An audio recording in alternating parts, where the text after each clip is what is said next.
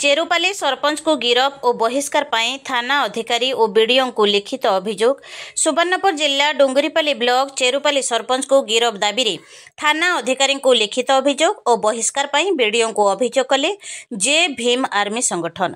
गत 13 तारिख में अंगनदी शिव मंदिर रास्तार कंक्रीट काम चलुवा बेले कार्य को तदारख करने आसीथिबा कनिष्ठ जंत्री प्रियंवदा कुलदीप को चेरुपाली सरपंच दिलीप शतपथी जातीय आक्षेप कर अश्लील भाषारे गाली गुलज करी जीवनरू मारिदेबा पई धमक देइथिबारु डुंगरीपाली थाना रे जंत्री लिखित अभियोग करिथिले।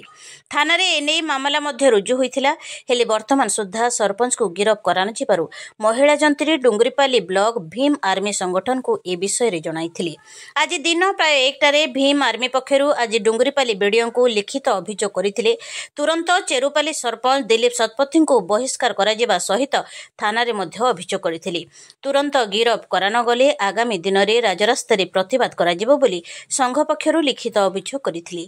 एथिरे भीम आर्मी संगठन ओडिशा राज्य सभापति अच्युत कुंभारकर अनुमोदन में रमाकांत नाग, सहदेव महानंद, उपेन्द्र कुंभार, चक्रधर देव, कृष्णचंद्र कुंभार, धनंजय सेनापति, रिंकू बाग, दयानिधि कुंभार, ललित देव, सुमंत देव प्रमुख दाबीपत्र प्रदान करथिले।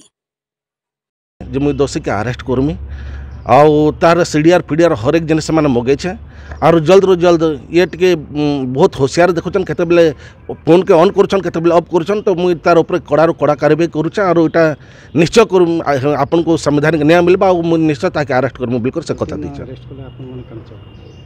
अरेस्ट जदि नै हेबा बेले सर एटा गुटे माने जिला व्यापी आंदोलन हेबा।